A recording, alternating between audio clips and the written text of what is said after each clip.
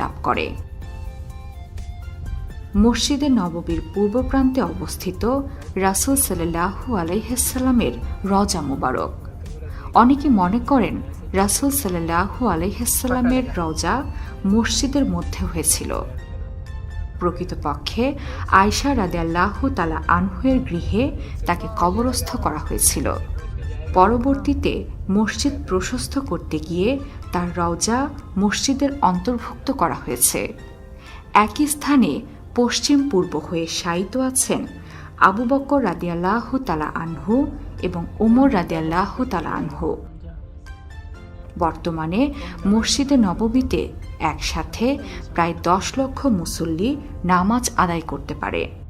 মসজিদ ছাড়াও মদিনায় আরেকটি বিখ্যাত স্থান হচ্ছে উহুদ পাহাড়। এটি মদিনা থেকে 3 মাইল দূরে অবস্থিত। এখানে মক্কার